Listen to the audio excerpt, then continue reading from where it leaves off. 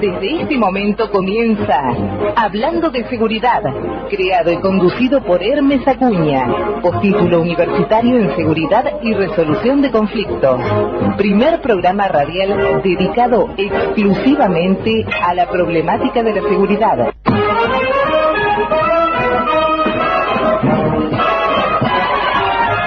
Hola, buenas tardes, soy Hermes Acuña. 18 de junio de 2019. En el aire, desde la ciudad de San Martín, provincia de Buenos Aires, AM 1580 Tradición, hablando de seguridad. Primer programa radial dedicado exclusivamente a la problemática de la seguridad. Nuestro lema, no para mal de ninguno, sino para bien de todos. Saludamos al señor Iván Madrid, nuestro operador. Nuestras vías de comunicación 4713-2517, 4754-8784. Email info hablando de seguridad @gmail.com. Radio online amtradición.com.ar, o también pueden ustedes bajar la aplicación a sus celulares AM1580 Radio Tradición y podrán escuchar la emisora en el lugar del mundo en el que se encuentren todos los días del año, las 24 horas. Nuestros audios de cada emisión los subimos a nuestro canal de YouTube Hablando de Seguridad Oficial y también a nuestro muro de Facebook Hablando de Seguridad. Todavía estamos conmocionados por este episodio del día domingo, este corte de energía eléctrica, también el suministro de agua. La República Argentina, o los habitantes de la República Argentina, nos despertamos con esta novedad. En mi caso personal salí a la calle y vi a muchos vecinos, como se estira en estos casos, ¿tenés luz? ¿No tenés luz? Empezamos a escuchar, y hablaba recién con nuestro invitado, a quien posteriormente voy a tener el gusto de presentar. Tuvimos que echar mano a esas radios a pila que tenemos de hace muchos años, como tantos millones de personas. Afortunadamente algunas radios andaban, teníamos pilas, y nos fuimos enterando a medida que pasaban las horas. La mayoría de los comercios cerrados por falta de energía, precisamente. Muchos encuentros familiares que estaban planificados lamentablemente no se llevaron a cabo. El tránsito era un infierno, especialmente en la ciudad de Buenos Aires, porque los semáforos obviamente no funcionaban. A pesar de todo, la mano de Dios siempre presente. Por lo menos no se tuvo conocimiento públicamente de hechos de siniestros viales de envergadura. Todo el mundo quería llegar, todo el mundo no sabía qué iba a pasar y qué estaba pasando. Un tren de la línea Sarmiento se queda en el medio del trayecto por falta de energía. Lo que ustedes ya saben. Todavía al día de hoy a la mañana, los medios nacionales manifestaban que en algunas zonas no se había repuesto el suministro de energía y el suministro de agua.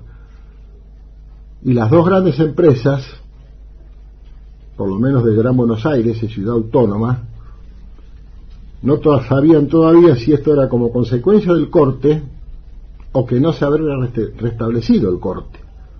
Y las quejas habituales de los usuarios, que los teléfonos de atención al cliente no funcionaban, nadie los contestaba. Situación repetida, excepción hecha de una de las empresas que escuché personalmente a media mañana. Inmediatamente salió la vocera a explicar lo inexplicable, porque tampoco ellos tenían pautas como para con certeza poder decirnos qué es lo que realmente había pasado, y estimo que va a pasar un tiempo, bastante tiempo, para que sepamos realmente qué fue lo que sucedió en este corte inédito, por lo menos en la historia contemporánea argentina. Ayer, 17 de junio, fue feriado nacional en la República Argentina, porque se hizo justicia después de muchos años. Esto fue decretado en 1999 a instancias de un diputado salteño, feriado nacional por la muerte del héroe nacional, el general Martín Miguel de la Mata Güemes, no siempre valorado por la historia argentina, o por parte de la historia argentina, y hasta a veces desconocida. Su trayectoria, su actuación, de cardinal importancia en la guerra de la independencia argentina. Lo expresó en su momento el propio general San Martín en el intercambio epistolar que tenía con el general Güemes, que, como ustedes saben, muere en una emboscada en la ciudad de Salta, entregado por un vecino traidor, por un infame, resistido por esa sociedad de aquel tiempo, por parte de esa sociedad salteña, porque afectaba los intereses de muchos.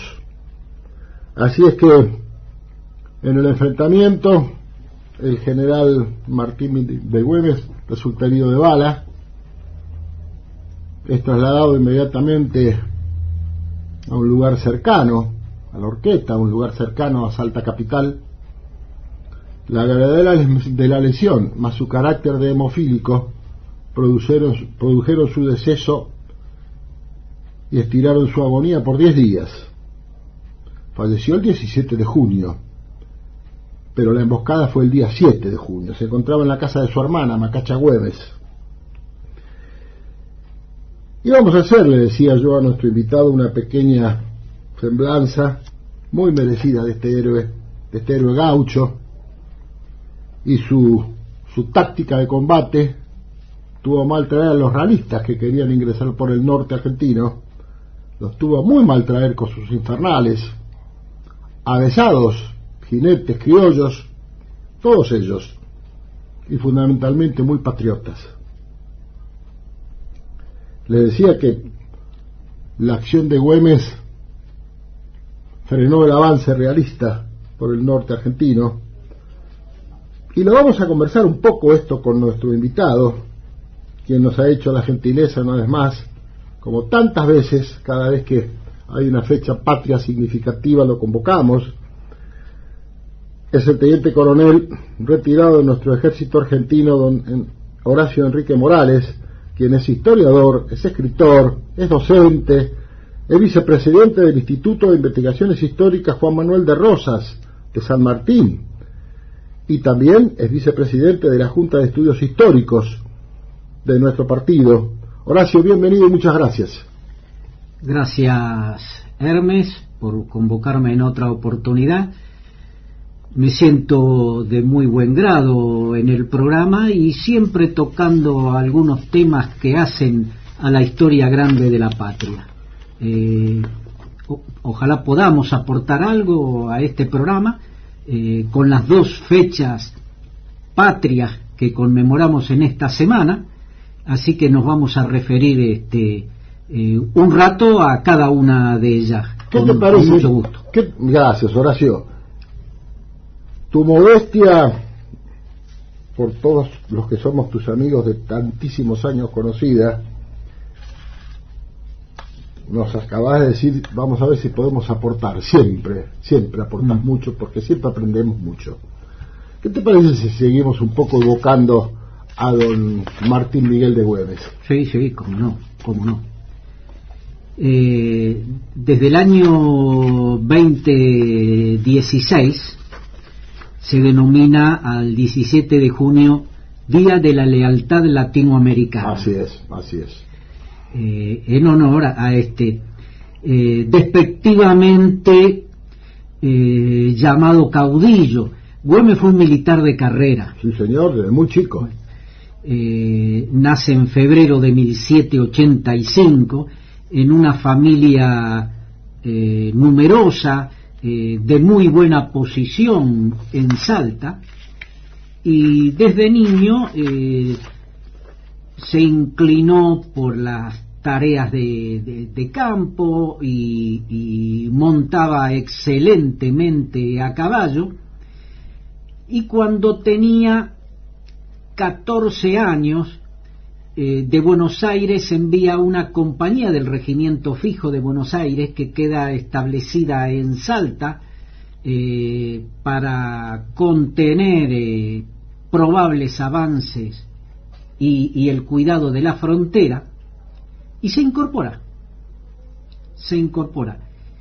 y permanece en ella hasta 1805, en que la compañía regresa a Buenos Aires, y regresa él también, porque ingresa como cadete.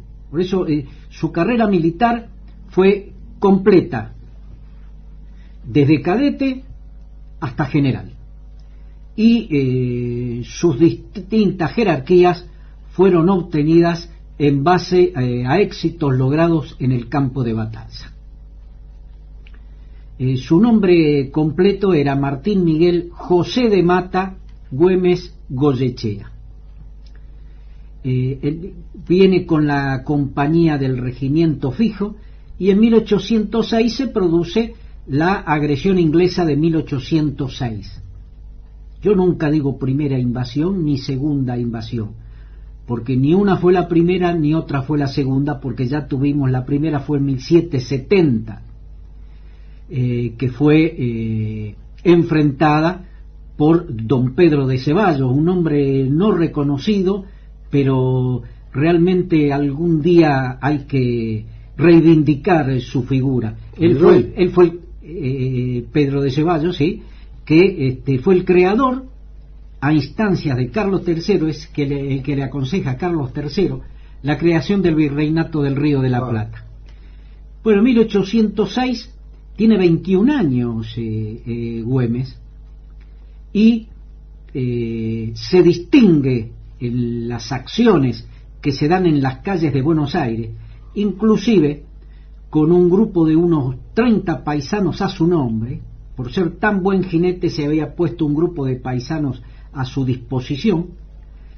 Por orden de Liniers, es el encargado de tomar una goleta inglesa que había quedado, por una bajante, quedó varada en la costa del río, la goleta Justine. Tenía 26 cañones esta goleta, y él con 30, con las armas que poseían los paisanos, es el que toma y logra la rendición de toda la tripulación inglesa. Eso le costó una felicitación, un mérito, y es ascendido ahí a teniente en 1806. Participa después en 1807. Hay que ver que en estas dos jornadas, la jornada de 1806 y 1807, intervienen otros que van a tener gran participación en la historia nacional. Junto a Güemes participan en las calles, quizás se deben de haber cruzado combatiendo en las calles de Buenos Aires. Estuvo con 13 años Juan Manuel de Rosas, estuvo José Gervasio de Artigas, que vino del Uruguay cuando fue la de 1806, y de Córdoba bajó otro gran personaje de la historia, que fue Bustos. General Bustos. Luego de 1807, por un problema de enfermedad, se vuelve a Salta Güemes para reponerse, y después se incorpora al Ejército del Norte hasta la designación de Manuel Belgrano, 1812 ya. Belgrano ya había pasado por el Paraná, que eso es otra efeméride que vamos a tocar luego, y después de esa fecha histórica del 27 de febrero de 1812, Belgrano debe de conducirse al norte para recibir lo que fue los restos de la primera expedición al Alto Perú, que había tenido un logro en Suipacha, importante. Donde combatió Güemes y tuvo una destacada actuación siendo capitán. Destacadísima, se le otorga el grado de capitán, pero la expedición que estaba en ese entonces al mando de Castelli no figura en el parte de la victoria el nombre de Güemes. No figura en el parte de la victoria, como sí el de otro. Eso hace enojar a Güemes, y Güemes era un hombre de un carácter muy fuerte. Así es. Muy fuerte. Y tiene un entredicho con Castelli, lo que lo hace que se lo separe del ejército. Después va a volver y tiene problemas con Belgrano, porque Belgrano todavía no estaba habituado a la conducción de la tropa. Claro. Todavía. Y en su afán de querer disciplinar y hasta moralizar a la tropa, lo separa a Güemes del ejército por su carácter fuerte. Belgrano no aceptaba que se le discutiera ninguna orden, y era gente que tenía mucha experiencia en el uso de las armas y en el combate, y aparte problema de pollera, también, que lo tuvo toda la vida Güemes. En ese entonces era un joven oficial de 28 años, capitán, buen mozo, de muy buena posición. Lógicamente era perseguido, claro. Y esta morocha hermosa de ojo renegrido no lo dejaba a sol y a sombra, y lo seguía a donde era. Eso le provocó malestar en Belgrano, pero más por el carácter de Güemes, porque el resto de los jóvenes oficiales del ejército también, claro, tenían sus conocidas o sus amigas, pero lo de Güemes no lo aceptó, y lo manda de nuevo a Buenos Aires con una nota de recomendación al gobierno.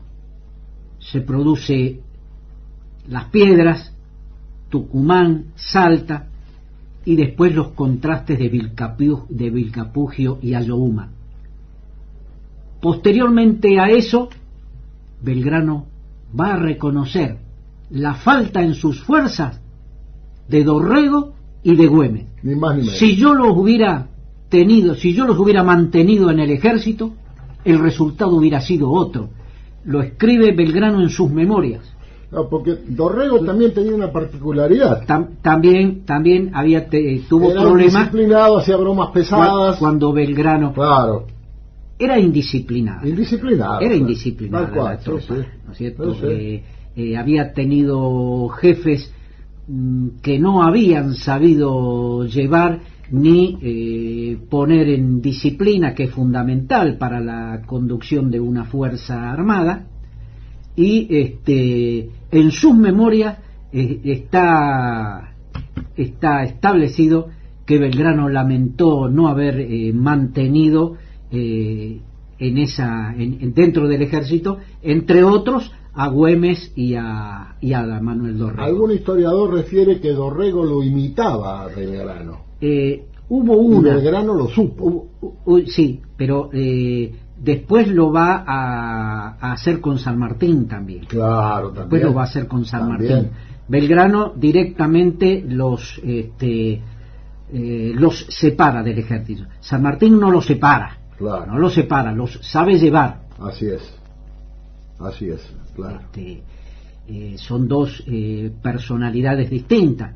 Uno se formó para eso, claro, y sirvió 22 años a la corona española dentro de la fuerza en las unidades militares en las que sirvió. Belgrano se formó para otra cosa. Distinguido en todo, el más subordinado. Yo siempre digo que Belgrano es el hombre de más puros sentimientos de toda la guerra de la independencia. Cuando San Martín es designado, después de Vilcapugio y Ayohuma, a recibir los restos del ejército del Alto Perú, se lleva de Buenos Aires a Güemes para incorporarlo de nuevo al ejército, cuando va con el escuadrón 1 y 2 de granaderos, y queda Sapiola conformando el tercero y el cuarto, que después van a ir a Mendoza directamente. Matías Sapiola. Matías Sapiola. 1 y 2 van a permanecer en Tucumán. Pues en 1814, después de la enfermedad, San Martín es designado, a su pedido, gobernador intendente de Cuyo. Claro. Pero va solo. Los escuadrones 1 y 2 de granaderos quedan hasta después de la declaración de la independencia. Y discúlpame la interrupción, Horacio. Sí. ¿Por qué esa resistencia, si lo podés sintetizar, lamentablemente cuestión del tiempo, esa resistencia de determinado sector de la sociedad salteña hacia Güemes? Sí. La alta sociedad no lo aceptó nunca. Claro, tal cual. No lo aceptó nunca. Hay que tener en cuenta que estaba la guerra de la independencia en todo su apogeo. Sí. La guerra de la independencia es como una mesa de 4 patas. San Martín en Cuyo, preparando el ejército; Belgrano en Tucumán con el ejército; Güemes conteniendo las invasiones realistas; y Pueyrredón designado director supremo en Buenos Aires. Pueyrredón, todo el esfuerzo va a Cuyo. Claro. Güemes, huérfano, allá. Buenos Aires, así como la alta sociedad salteña no lo aceptó, Buenos Aires tampoco lo aceptó. Inclusive después de su muerte hubo artículos terribles en Buenos Aires, como por fin ha muerto el fascineroso. Así es. De Güemes. San Martín, cuando Buenos Aires lo designa general en jefe del ejército de los Andes, se toma la atribución de designarlo general en jefe del ejército de observación en el norte, para contenerle. Él se toma la atribución. Y Güemes tiene que recurrir a... Entonces, a partir de 1815, que es designado gobernador, y va a seguir gobernador hasta el día de su muerte, hasta 1821. Sí, gobernador de Salta. Gobernador pero de Salta, en ese entonces comprendía lo que hoy es Salta, Jujuy, Tucumán y gran parte de Santiago del Estero. Claro, su gran opositor Arauz. Era la gobernación de Salta, abarcaba toda esa extensa zona. Claro. Para abastecerse tenía que echar mano a los recursos de la clase. Claro, eran las complicaciones. Porque la clase baja del pueblo era la que integraba sus filas. Tal cual. Era la que integraba sus filas. Por eso no se lo perdonó. Y así como vos dijiste, la muerte de Güemes se le achaca a un traidor. Así es. Que fue el coronel José Valdés, apodado el Barbarucho, que como era el que más conocía la zona, es enviado por el ejército realista, dependiente de Lima, para acabar de una vez con el gobernador de Salta. El Barbarucho residía. Claro. Conocía muy bien. Pero perfecto, conocía. Y hasta ese momento Güemes había aguantado 8 invasiones. 8 invasiones, en ninguna presentando combate. Jamás presentó combate. Y sin embargo lograba derrotar, primero frenar, derrotar y después que se replegaran fuerzas de varios miles de fuerzas veteranas. Sí, claro, eran todos profesionales. Era gente que se movía en los montes, en las quebradas, de una forma, eran grupos pequeños. Sí, sí. Golpeaba y se retiraba. Tal cual. Golpeaba y se retiraba. Tenían que estar las masas realistas reunidas, porque si se separaban dos a buscar leña, no volvían. Los esperaban. Claro. Los encontraban después. Sí, sí. Inclusive cuando entraban a Jujuy y a Salta, debían permanecer encerrados. No podían salir a buscar nada porque eran casados. Exacto. Y aparte la clase que baja que le negaba recursos, todo, se vieron replegadas. Así fueron 8 invasiones. Hasta el 7 de junio, que entra Barbarucho, con alrededor de 300 hombres. Hay que mencionar que en ese entonces los ejércitos, tanto realistas como los criollos, estaban integrados de ambos lados con criollos y con españoles. Claro, sí, sí, tal cual. Y hasta 1812, 1813 se enfrentaban con la misma bandera, porque, claro. Porque nosotros todavía teníamos la bandera, el estandarte real. Ahí vamos a incluir, después vamos a incluir este otro exacto. tema que nos queda pendiente. Entonces, para terminar con Güemes, el 7, él se encontraba siendo gobernador en la casa de su hermana, cuando es rodeada la casa, y al tratar de escapar recibe un disparo en la cadera, logra con la custodia que lo estaban aguardando llegar hasta su campamento de la Horqueta, y ahí va a permanecer rodeado de sus hombres hasta el día 17, después de 10 días de agonía, en que fallece junto a sus hombres. Muy joven. Sí, claro, muere con 36 años. Tal cual, 36. Aquí hay que hacer, para ver la personalidad de Güemes, un hombre tanto odiado como querido, en la verdad y en la historia. Mientras estaba en esos días de agonía, en 2 oportunidades recibe una comisión del ejército realista, Sí, sí. donde le ponen todo a disposición, los mejores médicos, todas las medicinas necesarias para su recuperación, en caso de que él deje de enfrentar a las fuerzas realistas en su avanzada. Cuando escucha esto Güemes, lo llama a su segundo, Coronel Vitt, el coronel Vitt, y le imparte las órdenes de no descansar hasta que no quede ningún enemigo y que la patria, el norte de la patria, quede libre de las invasiones realistas. Le imparte esa orden. Después gira la cabeza hacia el comisionado del ejército realista y le dice: oficial, está despachado. Usted está despachado. Así es, famosa frase. Famosa frase. Está despachado. Famosa frase. Y él fallece y sus hombres, al mando de Vitt, rechazan la 9ª y última invasión realista al norte argentino. Por último, si me permitís, podemos decir que después fue sepultado en un cementerio que él mismo había hecho construir en un caserío.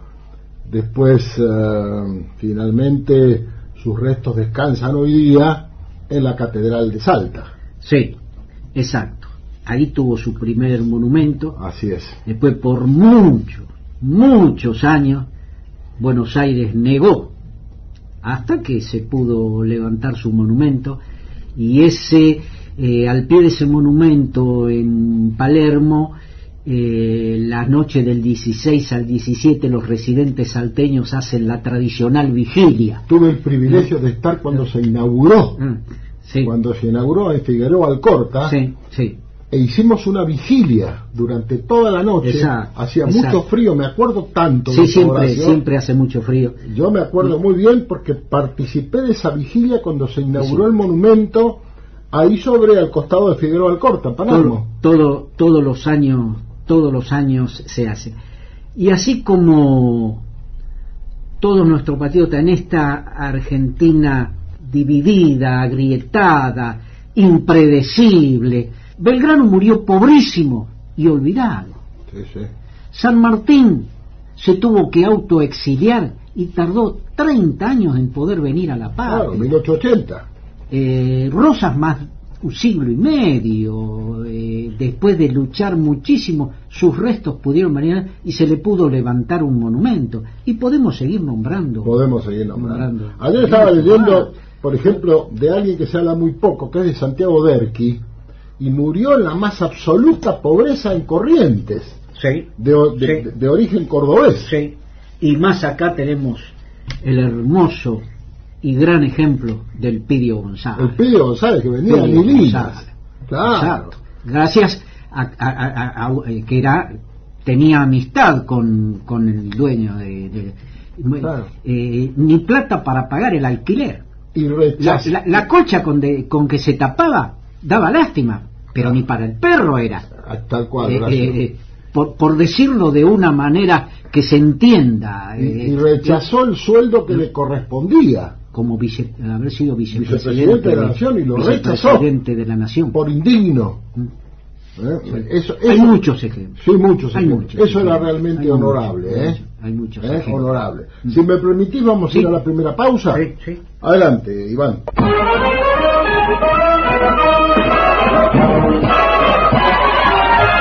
Seguimos con nuestro invitado, el señor Teniente Coronel en retiro de nuestro ejército argentino, don Horacio Morales. Como te decía en la pausa, Horacio, el micrófono está a tu disposición, porque nos queda algo muy importante que vamos a conmemorar dentro de 2 días. Sí. Durante la pausa hablábamos de qué lindo que es tocar temas de nuestra historia. La verdad que es apasionante nuestra historia, es inagotable. Cada día uno aprende cosas nuevas, encuentra cosas nuevas, encuentra actitudes hermosas, heroicas, de las mejores páginas de nuestra historia. Aprovechando esta oportunidad, invitamos a la audiencia que sigue este programa y que tenga su pasión o que le gusten los temas de historia. El día jueves 20 a las 11 se realiza, como se lo hace todos los años, el homenaje a Belgrano. Siempre el día 20, caiga el día que caiga, así sea domingo, en Peatonal Belgrano y 25 de mayo, ahí está el busto de Belgrano. Se realiza todos los años, este año es a las 11. Eso es el día jueves 20. Y el 22 tenemos una actividad académica en el Instituto de Investigaciones Históricas Juan Manuel de Rosa de General San Martín, que tiene su asiento en el Museo Histórico Regional, la Casa Comandancia, que fue del gobernador Rosas, en San Andrés, en Diego Pombo, casi esquina Ayacucho. Es también a las 11. También se va a tocar el tema de Belgrano, una mesa redonda que entre otras integra el profesor Barbera, don Carlos Barbera, y yo también voy a formar parte de esa mesa. Así que la audiencia está en conocimiento, son absolutamente gratuitas todas las actividades, y más que gratuitas, de acceso libre a todo el que quiera participar. Participar no solo escuchando. Cuando se hacen estas mesas redondas, no es solo a ir a escuchar, es a ir a aportar lo poco o mucho que uno pueda saber. Se le da cabida a todos los que concurran. Así lo hemos hecho tantas veces que hemos participado. Horacio, vamos a repetir. El jueves va a ser a las 11 de la mañana, Belgrano, y 25 de mayo al pie del busto. No, está el Boulevard, sí. Está ahí el busto de Manuel Belgrano. Bien. Ahí es el acto el día jueves 20. Y el sábado 22, también a la misma hora, a las 11, en el Museo Histórico Regional Juan Manuel de Rosas, que está en San Andrés, calle Diego Pombo, casi Ayacucho. Muy bien. ¿Qué te parece si hablamos un poco de la historia y la génesis de nuestra bandera? Sí. Tan discutida, tan comentada y realmente tan poco conocido. Sí. Porque hay detalles que no se conocen y son muy significativos. Sí. Si bien nosotros, por supuesto, conmemoramos el 20 de junio, el Día de la Bandera, eso es de 1938, gracias a un grupo de jóvenes en ese entonces, en el 36, que al ver una jornada de un 1 de mayo que fue de 1936, donde fue bastardeada la bandera nacional, ellos convienen en hacer un acto de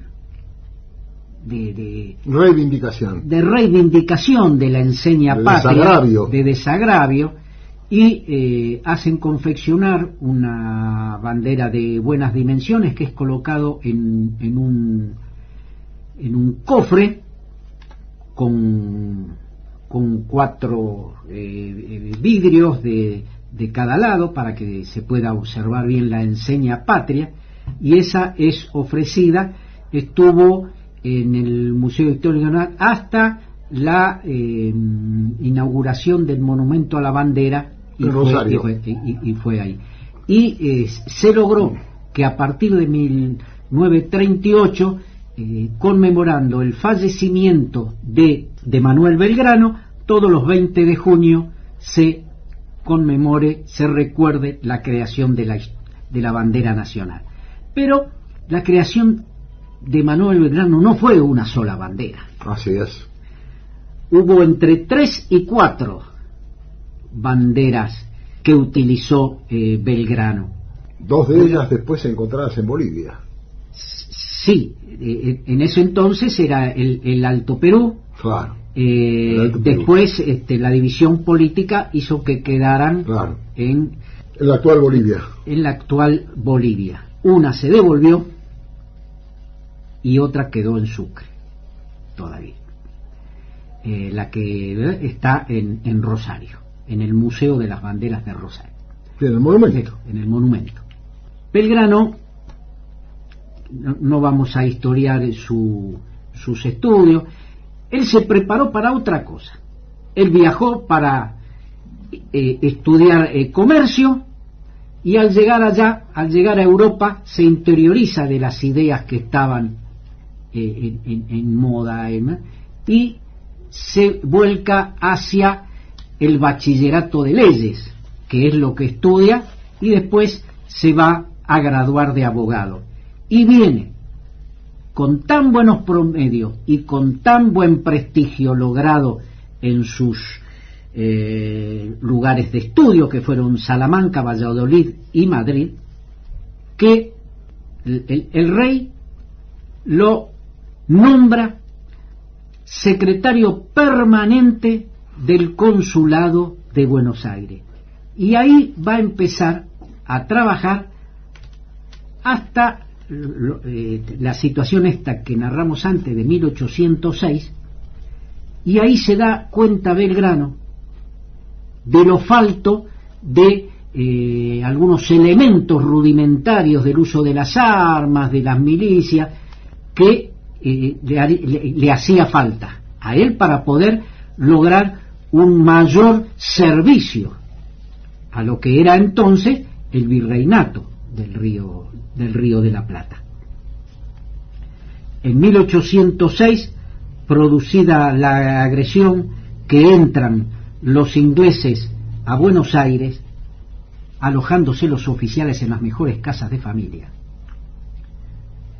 Belgrano toma los elementos del consulado de mayor valor, entre ellos los sellos, y se refugia en lo que hoy es la banda oriental hasta la finalización, la recuperación de Buenos Aires, porque Bereford había ordenado el juramento a la corona británica de todos los funcionarios, y los funcionarios juraron. Y nosotros tuvimos, que no se sabe o no se dice, 47 días de gobierno inglés. La bandera inglesa, dato poco conocido, la bandera inglesa estuvo ondeando 47 días en la fortaleza de Buenos Aires. Bereford quiso lograr un acercamiento a la población y dio algunas libertades, pero Belgrano, que fue el partidario y transmitió esa famosa frase: preferimos al amo viejo o a ninguno.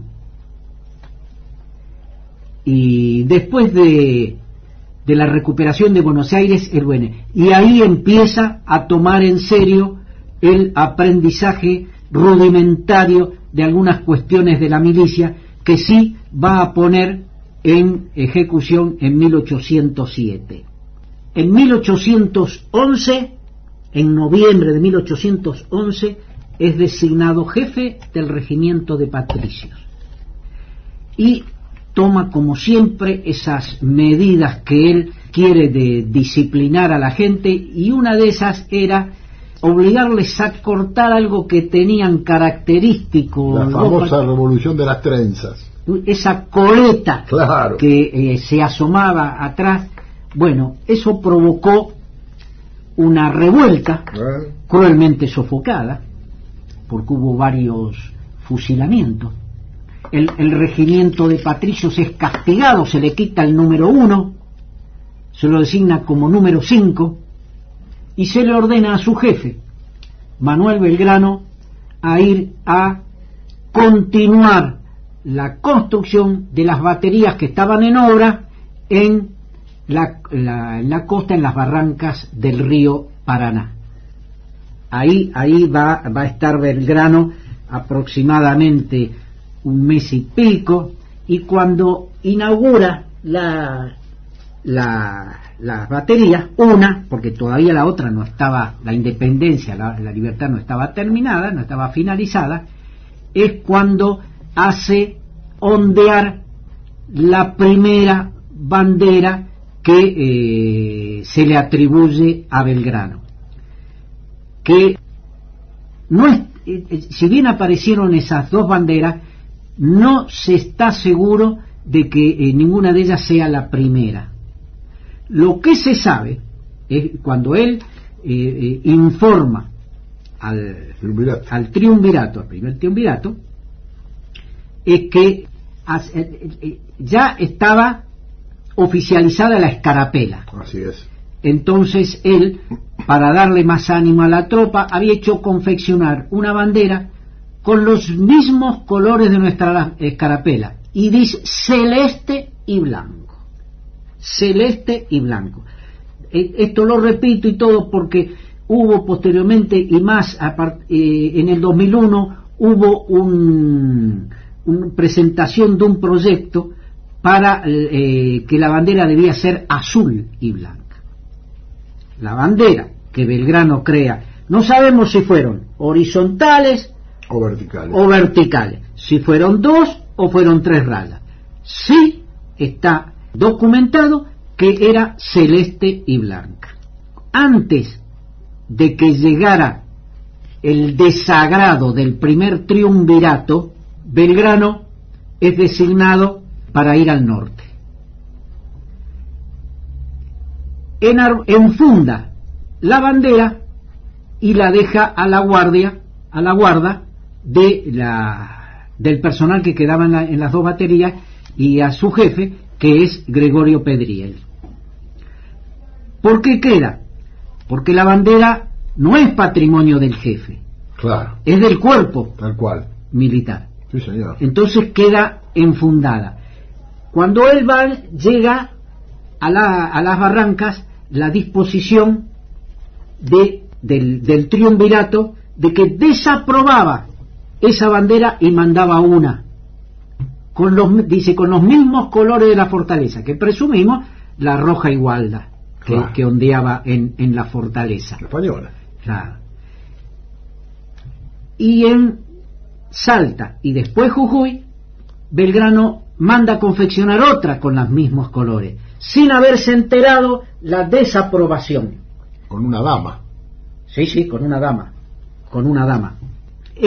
Cuando él recibe después va Gregorio Pedriel con la gente de patricios al norte y con las dos banderas enfundadas. Pero ya Belgrano había hecho confeccionar otra más. Y ahí también recibe la desaprobación y nuevamente la enfunda, la bandera. Se hace la campaña del Alto Perú, Tucumán, después hace otra nueva bandera. Vamos por la cuarta.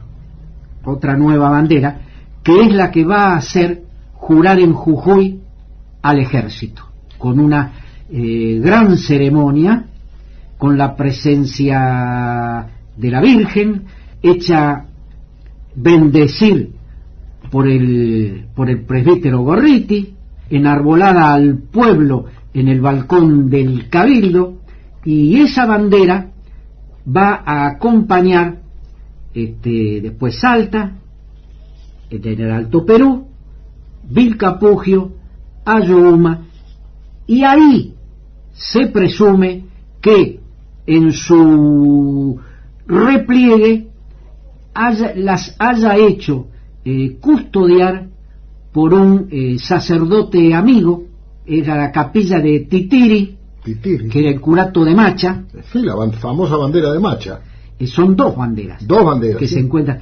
Sí. Aparentemente este sacerdote las pone detrás de 2 cuadros de Santa Teresa, y 8 décadas después, estamos hablando de 80 años, sí, en 1885, un sacerdote en su tarea de aseo de la capilla descubre esas 2 banderas, o 1883 descubre esas 2 banderas, pero es recién en 1885 que el párroco que la sucede presiente que ahí hay algo histórico muy importante, y ahí es cuando se dan a conocer esas 2 banderas, que puede ser que sean una o 2 de las banderas que había hecho originales por Belgrano y que hayan quedado custodiadas, porque por ahí pasó, en su retirada por ahí pasó. Sí, eso está bien documentado. Así que es muy probable. Algunos historiadores coinciden, otros que no. Algunos dicen por las medidas no podría haber estado al frente de un cuerpo, pero en ese entonces, cuando se mandaron a confeccionar, no había medidas. Claro, no estaba protocolizado como después ceremonialmente se hizo. Exacto. Tal cual. Exacto. Sí. Bueno, esas son las historias, las que decimos de las banderas de Belgrano. Después tuvimos acá, convivimos con 2 banderas muchísimo tiempo, con 2 banderas. Generaciones de argentinos conocieron 2 banderas, una con sol y la otra sin sol, una en los edificios oficiales y en los cuerpos militares, y la otra para el resto de la población del país, sin bandera, hasta el año 1985, en que se oficializa como única bandera de la nación, y para todos los argentinos y para todos los edificios públicos, las fuerzas armadas, de seguridad, la bandera con sol. Con el sol, que tiene sus características que no se excedería el tiempo. Exacto, sí. El asunto de cuándo se utiliza a media asta, la bandera no se lava, la bandera, esto sí es importante saberlo, cuando se quiere, dejar fuera de servicio una bandera. Eso se hace en un recinto cerrado, con la autoridad del lugar, 2 testigos, se labra un acta, podríamos decir que es una ceremonia de desarmar la bandera, es decir, se la corta en 3 franjas. Así es. Después se incinera y se firma un acta. Es toda una ceremonia la que debe hacerse. La he presenciado. Y para que quede claro cómo es el asunto a media asta. No quede claro en qué oportunidades, ¿no es cierto? Sino el procedimiento de la bandera. Cuando una bandera debe estar a media asta y ese día se la iza, debe de ir al tope y después claro. Queda un instante. Así es. Y es colocada a media asta. Y cuando deba ser arriada, nuevamente al tope, un instante y después es arriada. No es que la bandera se iza, porque yo lo he visto, por eso lo hemos visto. Se iza a media asta y queda ahí. Ah, sí, error. Y cuando hay que arriarla de media asta, se la arría de... Horacio, te agradezco mucho. Bueno, este tiempo, lamentablemente, sí, ya estamos terminando el programa. Sí. Vamos rapidito a la última tanda, Iván.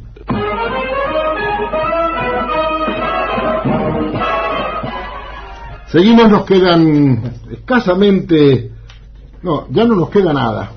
Nos quedan muy pocos segundos.